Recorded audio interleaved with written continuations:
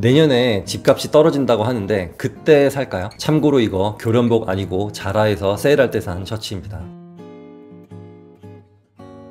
내년 집값 떨어지면 살까 이런 생각 가지고 계신 분들 많죠. 저도 집값이 떨어졌으면 좋겠습니다. 왜냐면 사고 싶은 거 더 싸게 살 수 있거든요. 그런데 만약에 올라버리면 어떡하죠? 지금 내가 보고 있는 집이 현재 5억인데 내년 하락기가 오면 4억 5천이나 4억 되면 사야지 라고 생각하고 계신 분들 있을 겁니다. 그런데 그게 5억 5천이 되어 있다면 5천만 원 더 주고 사실 건가요?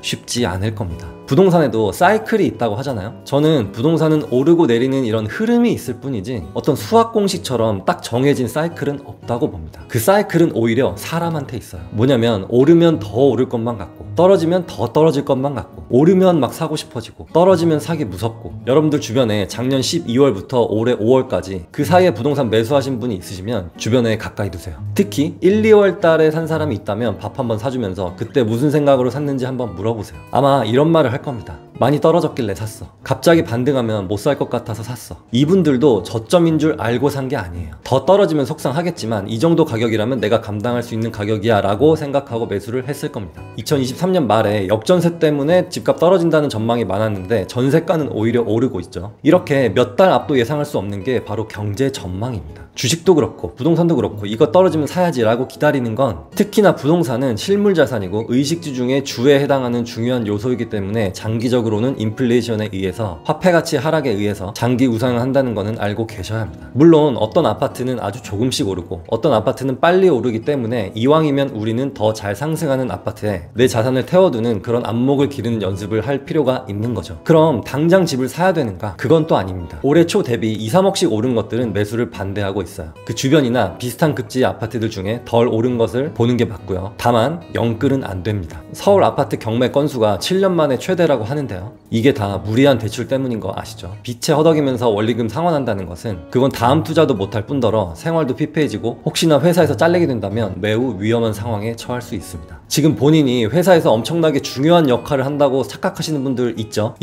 참고로 회사의 거의 모든 일은 나 말고 다른 사람이 얼마든지 할 수 있는 일들입니다. 현실은 생각보다 춥고 차가운 면이 있다는 거 잊지 마세요. 그러면 청약시장을 노릴까요? 이건 당연한 겁니다. 청약시장은 무주택자들 뿐만 아니라 유주택자들까지 다 하는 거예요. 그런데 청약의 모든 것을 건다는 것은 또 위험합니다. 왜냐? 청약이라는 것은 애초에 당첨될 확률보다 안 될 확률이 훨씬 더 높은 게임입니다. 그래서 괜찮은 분양가의 청약을 도전하는 것은 무주택자나 유주택자 상관없이 당연히 해야 되는 거고요. 또 이렇게 말씀드리면 그럼 청약을 기다리지 말고 집을 당장 사라는 뜻인가요? 그건 또 아닙니다. 영끌하지 않아도 될 만큼의 종잣돈과 현재는 같은 가격일지라도 미래는 시세가 더 높이 올라갈 아파트를 고를 수 있는 안목이 키워졌을 때 그때 사야 합니다. 집을 샀다고 가정해 볼게요. 대세 상승기가 몇 년 뒤에 왔습니다. 그런데 내 집은 찔끔찔끔 오르는데 내 친구가 산 집은 막 1억씩 올라. 분명히 같은 가격에 샀는데 지금은 몇 억 차이가 나. 기분이 어떨까요? 같은 1주택자들끼리도 박탈감을 느끼는 건 마찬가지입니다. 그렇기 때문에 돈이 있다고 무조건 사는 것도 좋지 않고 막 올라가는 걸 급하게 추격 매수하는 것도 좋지 않고 마냥 떨어지기를 기다리는 것도 좋지 않고 아무것도 모르고 남이 추천해주는 거 사는 것도 좋지 않아요. 이거는 춤과 노래 가사를 외우지 못한 가수가 무대에 올라가는 것과 마찬가지입니다. 아니 그러면 언제 사라는 거야? 그래서 정해드릴게요. 이런 분들은 사세요. 조건 1. 아파트를 몇 개 정했는데 최고가 대비 많이 내려오기도 했고 반등도 아직 많이 안 한 아파트가 매력적으로 보인다. 조건 2. 그 아파트의 실거래가가 한 달에 한두 개는 있고 나홀로 단지나 나홀로 아파트가 아니다. 조건 3. 무리한 대출을 안 받아도 살 수 있다. 조건 4. 내가 산 금액에서 1억 정도 떨어져도 멘탈적으로 금전적으로 버틸 수 있다. 조건 5. 나는 부동산 투자를 장기적으로 해나갈 것이다. 이 조건 중에 4개에 해당된다면 사세요. 반대로 이런 분들은 사지 마세요. 나는 인구 감소나 경기 침체, 금리, 가계부채 등등 어떤 이유로든 부동산 시장은 끝났다고 믿는다. 조건 2. 나는 멘탈이 약해서 산 금액에서 조금만 시세가 내려가면 내 인생은 끝났다고 호들갑을 떨 것이 분명하다. 조건 3.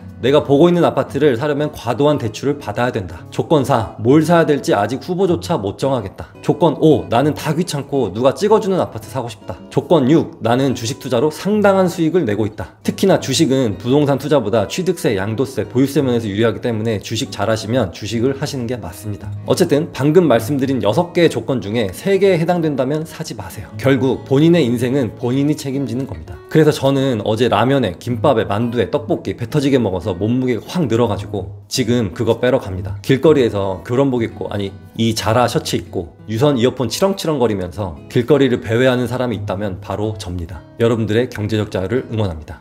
감사합니다.